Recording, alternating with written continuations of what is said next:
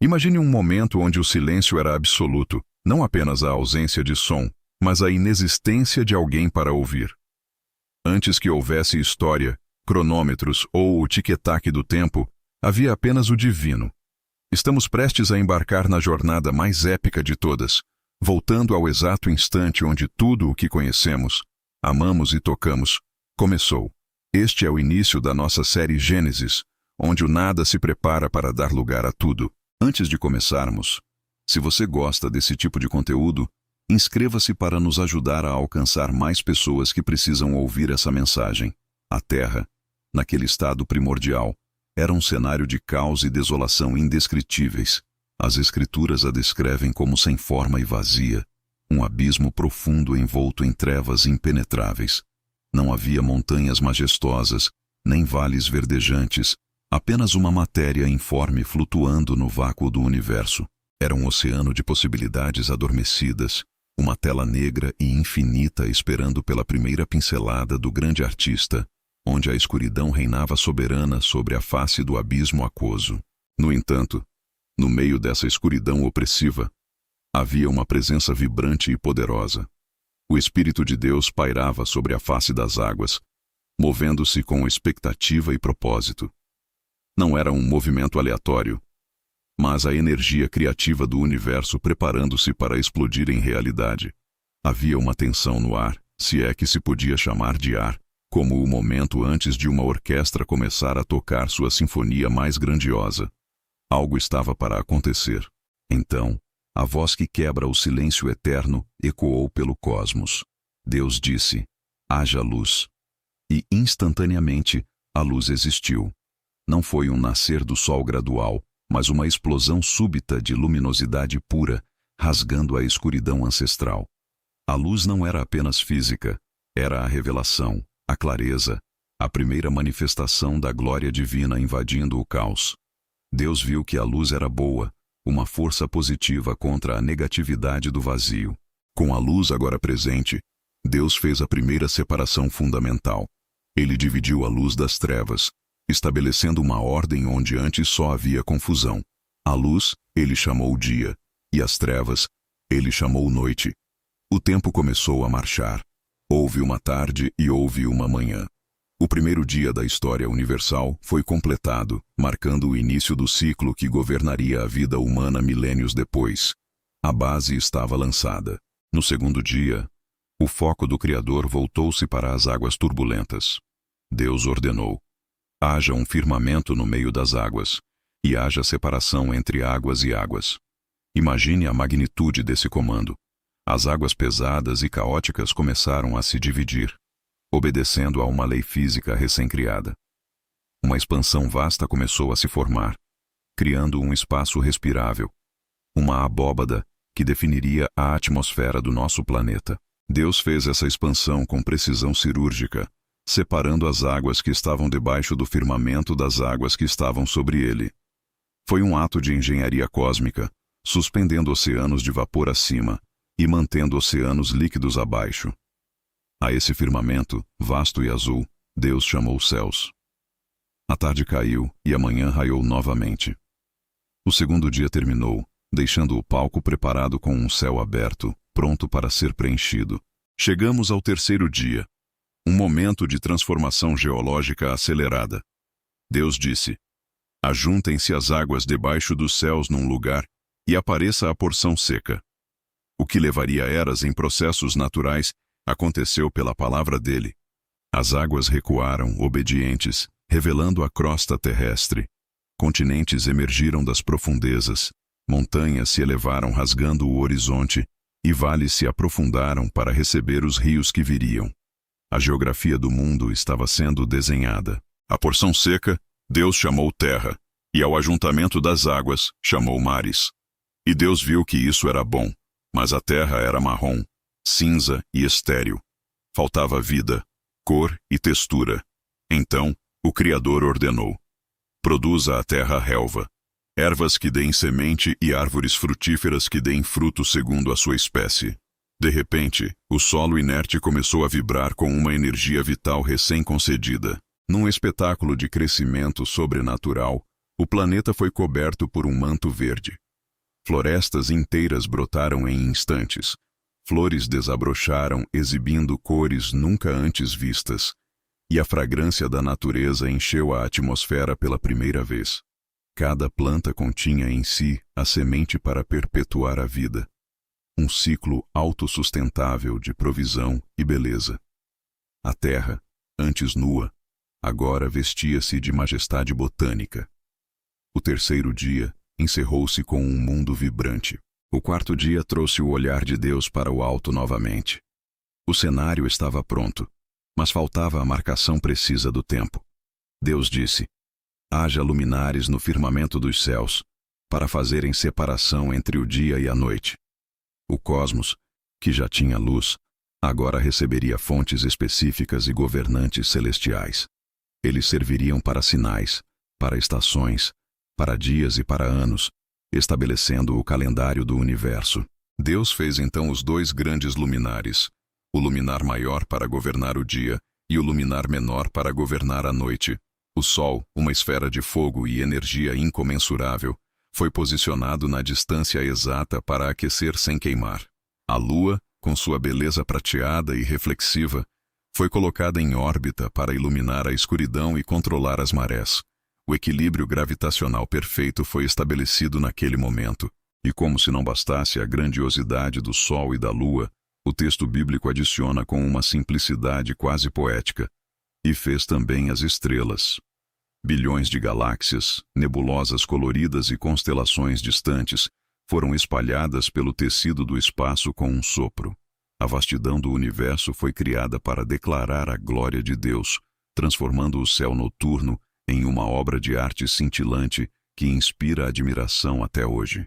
Deus os colocou no firmamento para alumiar a terra, para governar o dia e a noite, e para fazer separação entre a luz e as trevas. E Deus viu que isso era bom. O quarto dia chegou ao fim. Agora, o mundo tinha luz, terra firme, vegetação abundante, e um relógio cósmico funcionando perfeitamente. O palco estava iluminado e decorado, mas ainda estava silencioso, sem vozes ou movimentos animais. O quinto dia amanheceu com a promessa de movimento. Deus disse: povoem-se as águas de enxames de seres viventes, e voem as aves sobre a terra, sob o firmamento dos céus. Os oceanos, antes apenas água salgada, tornaram-se o lar de criaturas gigantescas e microscópicas.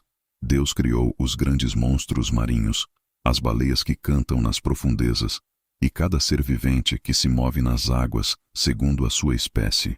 Simultaneamente, o céu encheu-se de vida. Pássaros de todas as cores, tamanhos e cantos começaram a cruzar a expansão azul. Águias planando nas correntes térmicas, beija-flores vibrando com energia, bandos coloridos pintando o ar. A sinfonia da vida começou a tocar. O som das ondas quebrando agora se misturava com o canto das aves e o respingo dos peixes. Deus viu que isso era bom e, pela primeira vez, abençoou os seres vivos. A bênção foi clara e poderosa: frutificai, multiplicai-vos e enchei as águas nos mares, e as aves se multipliquem na terra. A vida recebeu o mandato de prosperar. Não foi criada para ser estática, mas para crescer, expandir e encher o mundo de vitalidade. O quinto dia encerrou-se com os oceanos e os céus repletos de atividade, preparando o caminho para o clímax da criação, que viria no dia seguinte. Chegou o sexto dia, o dia da complexidade terrestre. Deus disse: produza a terra seres viventes segundo a sua espécie, gado, répteis e bestas feras da terra.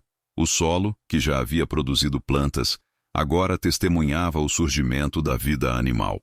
Leões sacudiram suas jubas pela primeira vez, elefantes trombetearam, e rebanhos de gado começaram a pastar nas campinas verdejantes criadas dias antes. A biodiversidade explodiu em formas e instintos variados. Cada animal foi feito segundo a sua espécie, com design inteligente e propósito. Os predadores e as presas, os insetos minúsculos e os mamíferos gigantes, todos ocupando seus nichos ecológicos. A terra estava agora cheia de sons, movimentos e vida pulsante. Deus viu que era bom.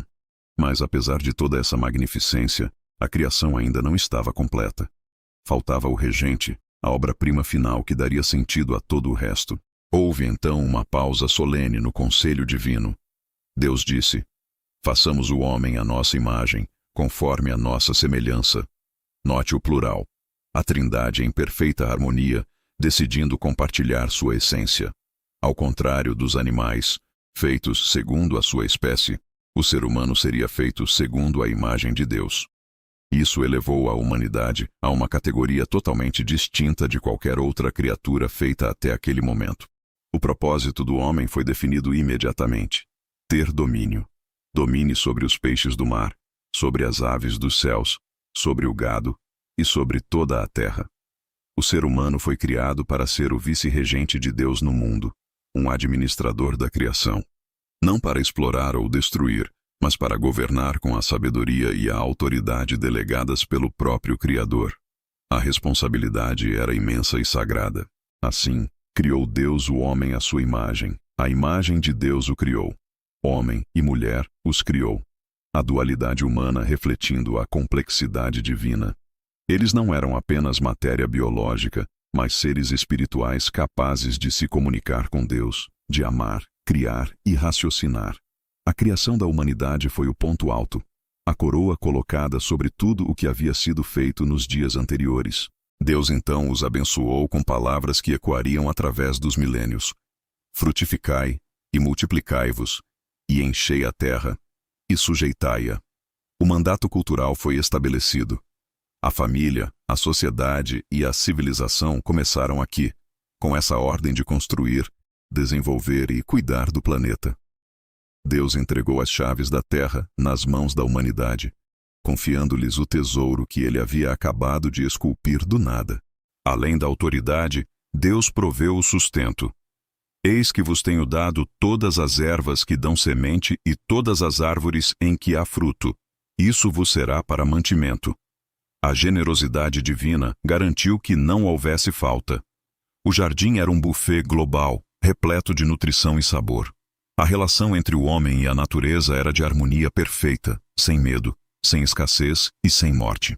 E a todos os animais da terra, a todas as aves dos céus, e a tudo o que rasteja sobre a terra, Deus também deu as ervas verdes por mantimento.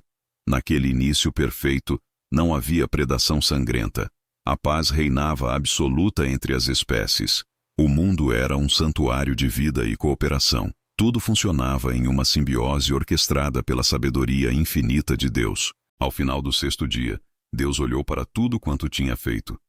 Ele revisou a luz, o céu, a terra, as plantas, os astros, os animais e, finalmente, o homem e a mulher. E o veredito mudou. Até então, era bom.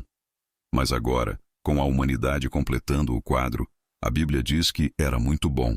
A perfeição foi alcançada. A obra estava completa em sua totalidade e complexidade. Assim, os céus, a terra e todo o seu exército foram acabados. Não havia pontas soltas. O universo funcionava como um relógio suíço de proporções cósmicas. A energia fluía, a vida prosperava e o homem, portador da imagem divina, estava posicionado no centro de tudo, em comunhão direta com seu Criador. Foi o fim da criação ativa e o início da existência sustentada. Chegamos ao sétimo dia. Havendo Deus acabado a obra que fizera, descansou. Não porque estivesse cansado ou exausto, pois o Todo-Poderoso não se cansa. Ele descansou para estabelecer um padrão, para desfrutar da sua criação. Foi um ato de deleite e satisfação.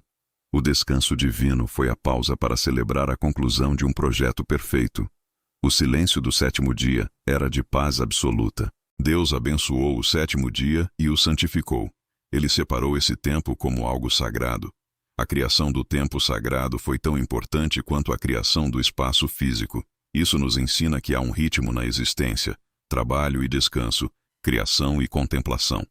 Esse ciclo foi impresso no DNA do universo e na alma humana desde a primeira semana da história do mundo. Este foi o primeiro capítulo da maior história já contada. Do caos à ordem, da escuridão à luz, do vazio à vida abundante.